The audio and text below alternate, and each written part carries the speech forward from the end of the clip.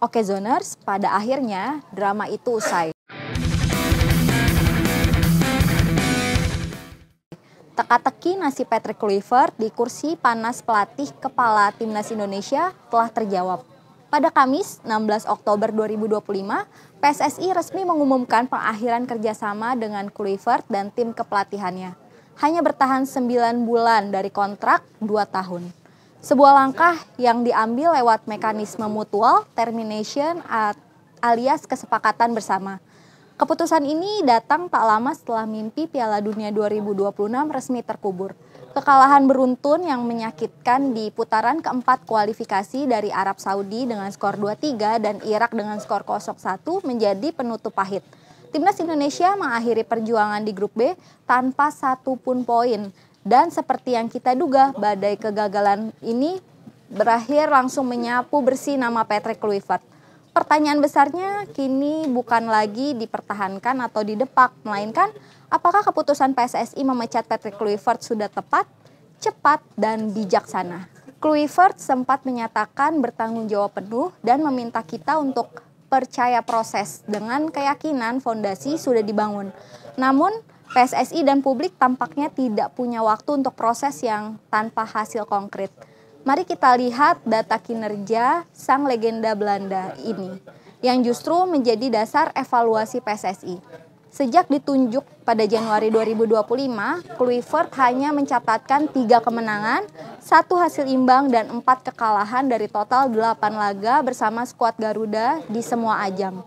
2 kekalahan di putaran keempat kualifikasi menjadi puncak gunung es. Rapor merah di Timnas Indonesia ini menambah daftar tantangan sebelumnya.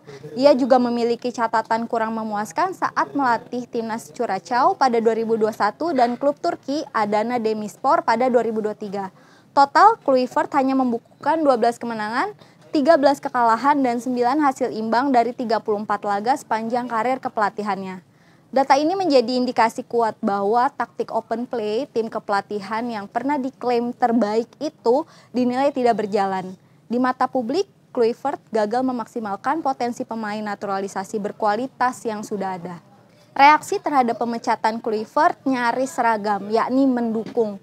Seperti pengamat sepak bola nasional Anton Sanjoyo atau yang akrab disapa Bung Joy menyebut keputusan ini cepat dan tepat karena ia melihat tidak adanya peningkatan signifikan dalam performa tim. Menurutnya, pergantian pelatih adalah momentum yang pas untuk reboot timnas demi persiapan agenda besar berikutnya yakni Piala Asia 2027. Soal mekanisme mutual termination, Bung Joy menduga ini adalah jalan tengah untuk menghindari pembayaran kompensasi yang terlalu besar kepada Kluivert. Begitu juga anggota Komisi 10 DPR RI Habib Syarif Muhammad yang menilai pemecatan ini wajar dan sejalan dengan aspirasi publik yang melihat grafik performa tim tidak menunjukkan kenaikan bahkan saat melawan tim yang seharusnya bisa dikalahkan. Ia membandingkannya dengan masa Sinteyong yang mampu membawa peningkatan. Habib Syarif mengatakan desakan publik tidak bisa diabaikan karena ini menyangkut harga diri. Dukungan juga datang dari Istana. Mensesnek Prasetyo Hadi menyatakan pemerintah mendukung keputusan PSSI dan mendesak PSSI untuk segera mencari pengganti agar skuad Garuda dapat terus bersaing di level tertinggi. Lalu apa yang bisa dipetik?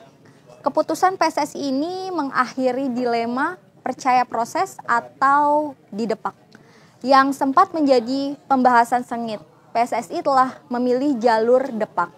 Langkah ini mengirimkan sinyal kuat bahwa proyek jangka panjang harus disertai dengan akuntabilitas hasil dan performa yang jelas. Meskipun waktu adaptasi Kluivert dinilai terbatas, kegagalan besar mencapai target dan catatan statistik yang buruk adalah harga mati yang tidak bisa ditoleransi, terutama di tengah tuntutan publik yang sangat tinggi.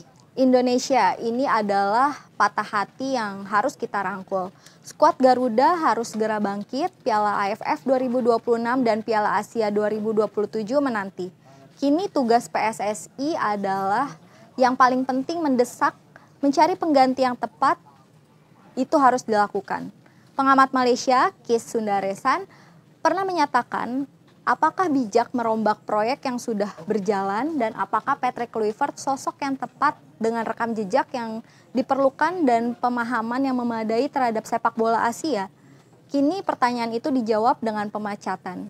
PSSI harus belajar dari kesalahan masa lalu, fondasi pemain yang sudah matang, dan ditambah pemain naturalisasi berkualitas sudah ada. Indonesia memiliki modal bagus, yang dibutuhkan adalah keputusan manajemen yang tepat agar benih-benih yang sudah ditanam ini benar-benar bisa tumbuh menjadi kekuatan yang layak di panggung terbesar dunia. Mari kita tatap masa depan Garuda dengan harapan namun juga dengan tuntutan akuntabilitas yang lebih tinggi terhadap pelatih baru nantinya.